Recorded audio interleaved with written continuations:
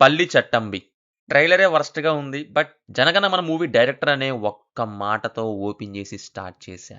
అంతే. ఎరా flash back బాలేదా? చాలా దైద్యంగా ఉంది. నీకు సరిగ్గా చెప్పలేదు అనుకుంటాను. క్లియర్ గా డైరీలో రాసుంది. నేను అదంతా చదవాలా? అబ్బాయి ఎంత 350 పేజీలు అంటే నేను చంపేద్దాం అనుకుంటున్నావేంట్రా? హీరో ఇక్కడున్నాడంటావు. చర్చ్ వాళ్ళకి రౌడీ కావాలని తెచ్చుకున్నారంటావు. కమ్యూనిస్ట్ పార్టీ అంటావు. క్రిస్టియన్ చర్చ్ అంటావు. రెబెకా అంటావు. లవ్ అంటావు. ల్యాండ్ డాక్యుమెంట్స్ అంటావు. ఇవన్నీ కాదు మైనింగ్ అంటావు. అందరూ ఒకటే అంతా ఒకటే అంటావు. ఇవన్నీ కాదు చివర్లో సీక్వెల్ ఉందంటావు.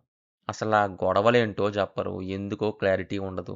ఒక వ్యక్తి వచ్చి నో అంటే నో అంటారు. ఎస్ అంటే ఎస్ అంటారు. ఎనిమి అంటే ఎనిమి, ఫ్రెండ్ అంటే ఫ్రెండ్. చివర్లో మనోడొచ్చి ఏది చెప్తే అదే కరెక్ట్ అంటారు. అసలు ఏంటండి ఇది? హీరో ఎక్కడి నుంచో వచ్చాడు, అందరినీ మార్చాడు, విలన్ని కొట్టాడు. ఒక రొటీన్ రొట్ట టెంప్లెట్ తీసుకున్నారు. దాన్ని 1950s టైం పీరియడ్ తీసుకొని దొరికినవన్నీ యాడ్ చేసుకుంటూ వెళ్ళిపోయారు.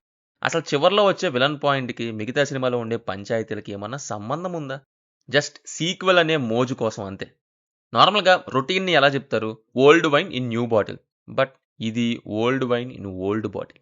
ఇది ఎలా ఉంటదంటే గత కొన్నేళ్లుగా అంటే ఒక 2 డెకేడ్స్ నుంచి వస్తున్న సినిమాల్లో సక్సెస్ అయిన ఫిల్మ్స్ అన్నీ తీసుకొని అందులో పీరియాడిక్ యాక్షన్ ఏమేమి ఉన్నాయో సెపరేట్ చేసి ఒక్కో ఈవెంట్ ఒక్కో దాంట్లోంచి కట్ చేసి ఇక్కడ పేస్ట్ చేశారు. అందుకే సినిమాలో ఎవడు పడితే వాడికి ఎలివేషన్ ఇస్తారు.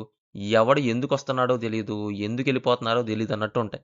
ఎందుకలా అంటే పలానా సినిమాలో ఉంది. అది సో కంట్రోల్ సి కొట్టాము. కంట్రోల్ వి కొట్టారు అంతే. బట్ అది ఫ్లోలో ఉందో లేదో, చూసేవాడు ఎందుకు చూస్తున్నాడో, దేనికి చూస్తున్నాడో అనేది మాత్రం ఏమాత్రం చెక్ చేసుకోలేదు. అండ్ ఇంకా యాక్షన్ కొరియోగ్రఫీ. హీరోకి ఎలాంటి ఫైటింగ్ వచ్చు అనేది ఇక్కడ మేకర్స్ స్టిక్ చేసుకోలేదు. పోనీ అన్నీ తెలుసా అంటే అది చెప్పలేదు. ఒక్కోసారి ఒక్కోలా ఫైట్ చేస్తుంటాడు. అండ్ మాలీవుడ్ నుంచి ఈ మధ్య కాలంలో నేను చూసిన వరస్ట్ యాక్షన్ కొరియోగ్రఫీ ఇదే. నార్మల్‌గా వాళ్ళు కొద్దిగా యాక్షన్‌ని బానే హ్యాండిల్ చేస్తారు. రా అయితే రా, స్టైల్ అయితే స్టైల్. టెక్నిక్ అండ్ పవర్‌ఫుల్ అయితే సేమ్ అలాగే. కానీ ఇక్కడ చాలా హాట్‌గా ఉంటాయి ఫైట్ సీన్స్.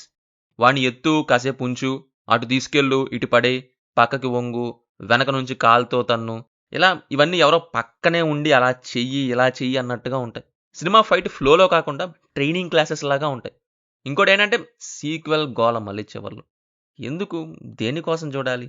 అలాంటి పాయింట్ ఇందులో క్రియేటే చేయలేదు. ఇంకా అదెందుకో మరి. పర్ఫార్మెన్స్ వైస్ అందరు యాక్టింగ్ డీసెంట్‌గా డెలివర్ చేశారు. మ్యూజిక్ విషయానికొస్తే బీజీఎం బావుంది. జేక్స్ బిజోయ్ బాగా ఇచ్చారు ఓఎస్టీ. లొకేషన్స్ కూడా బావున్నాయి. Finally pointless movie with poor script. Movie Sony లివ్‌లో తెలుగులో స్ట్రీమ్ అవుతుంది. No adult scenes, no bad language. సినిమా మీకెలా ఉందో కింద కామెంట్స్‌లో మాతో చెప్పండి. Will meet in next video. Thank you. Jai Hind.